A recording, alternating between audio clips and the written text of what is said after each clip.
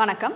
நான் டாக்டர் மீனாட்சி பாலசுப்ரமணியன், மகப்பேறு மருத்துவர் from Kriya women's clinic Adyar. இப்போ நம்ம ஒரு குழந்தைக்கு மேலே பிளான் பண்ணுறோம் அப்படின்னா அந்த அடுத்த குழந்தைக்கு உண்டான கரெக்டான ஒரு கேப் எவ்வளோ வருஷம் கழித்து அந்த இடைவெளி இருக்கணும் அதை பற்றி நம்ம இந்த வீடியோவில் இப்போ பார்க்கலாம்.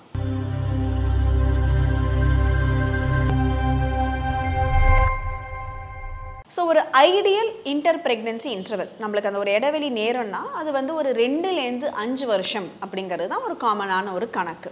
2 வருஷத்துக்கு கீழே நீங்கள் அடுத்த ப்ரெக்னன்சி நீங்கள் கன்சீவ் ஆனீங்கன்னா சம்டைம்ஸ் நம்மளுக்கு அந்த ஒரு மெட்டர்னல் சைட் எஃபெக்ட்ஸ் மாதிரியோ இல்லை பாப்பாவோட வெயிட் கெயினில் இஷ்யூஸோ அந்த மாதிரி வரதுக்கான சான்ஸ் நிறையாவே இருக்கும். ஏன்னா நம்ம அந்த ஒரு டெலிவரிங்கிறத ஆகிட்டு நம்மளுக்கு அந்த ஒரு கம்ப்ளீட் ரெக்கவரி ஆகிறதுக்கே ஒரு வருஷம் 1.5 வருஷம் ஆகுதுனால அதுக்குள்ளே நம்ம அடுத்த ப்ரெக்னன்சி பிளான் பண்ணும் பொழுது அந்த மதருக்கு வந்து நியூட்ரிஷன் குறைவாக இருக்கிறதுக்கான வாய்ப்பு இருக்கலாம், இல்லைனா கொஞ்சம் அனீமியா ரத்த சோகை அந்த மாதிரியான இஷ்யூஸ்லாமும் இருக்கிறதுக்கான சான்ஸ் நம்மளுக்கு இருக்கலாம். அண்ட் அது மட்டும் இல்லாமல் ப்ரெக்னன்சி ஆகிற நேரத்தில் சில சமயம் அந்த குறை மாத டெலிவரியோ இல்லை பேபியோட வெயிட் குறைவாக இருக்கிறதுக்கான சான்ஸ் நம்மளுக்கு சில சமயம் இருக்கும். எஸ்பெஷலி உங்களுக்கு சிசேரியன் ஆகியிருக்கு அப்படிங்கிற பட்சத்தில் ஒரு மினிமம் ஒரு 2 இயர் கேப் இருந்ததுனா தான் அந்த ஒரு கர்ப்பப்பையில் போட்டிருக்கிற அந்த ஒரு ஸ்டிச்செல்லாம் நம்மளுக்கு நல்லபடியாக புண்ணு ஆறி நம்மளுக்கு அடுத்த டெலிவரி நார்மல் ஆகிறதுக்கான சான்ஸ் கூட இருக்கலாம். ஸோ அதுக்கு அந்த ஒரு 2 இயர் கேப் இருந்ததுனா தான் நம்மளுக்கு அந்த கர்ப்பப்பை நல்ல ஹீலிங் கொஞ்சம் அதிகமாக இருக்கும்.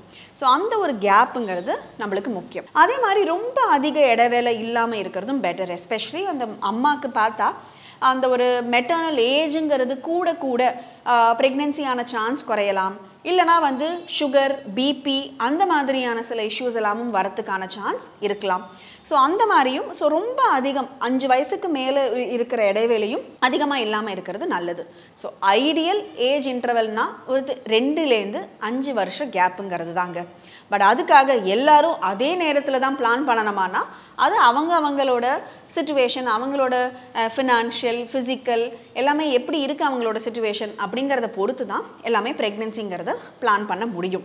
ஸோ அப்படி நீங்கள் உங்களுக்கு வந்து ஒரு ரொம்ப அதிக ஏஜாக இருக்கீங்க, நீங்கள் ஃபஸ்ட்டு ப்ரெக்னென்சியே நீங்கள் வந்து 30-35 வயசுக்கு மேலே தான் உங்களுக்கு ஆச்சுன்னா அப்போ இவ்வளோ நம்மளுக்கு அந்த ஒரு ஏஜ் கேப்புங்கிறது நம்ம பார்க்கணுங்கிற அவசியம் கிடையாது. மோஸ்ட் இம்பார்ட்டன்ட் லெஸ் தேன் 6 மந்த்ஸுங்கிற ஏஜ் கேப்பு ரொம்ப குறைவு. அந்த மாதிரி ப்ரெக்னென்ட் ஆகாமல் இருக்கிறதுங்கிறது முக்கியம்.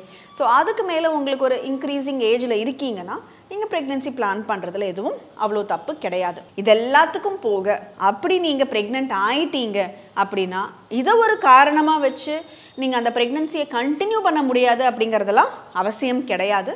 ஸோ நீங்கள் உங்கள் டாக்டரை போய் பார்த்து உங்களுக்கு என்ன மாதிரியான ஹெல்த் சிச்சுவேஷனில் நீங்கள் இருக்கீங்க அப்படிங்கிற செக்கப்லாம் பண்ணிவிட்டு நீங்கள் தாராளமாக அந்த ப்ரெக்னென்சியை நீங்கள் கண்டினியூ பண்ணிக்கலாம். அது ஈச் ப்ரெக்னென்சி ஈச் மதரை பொறுத்து தானே இருக்குது தவிர ஒரு பிளாங்கெட் ரூல் மாதிரி நம்ம அதுக்கு கொடுக்க முடியாது. ஒரு ஐடியலாக ஒரு நார்மல் ப்ரெக்னென்சியில் இருக்கிறவங்களுக்கு ஒரு age கேப்புங்கிறது between 2 babies 2 to 5 years அப்படிங்கிறத மனசில் வச்சுக்கோங்க.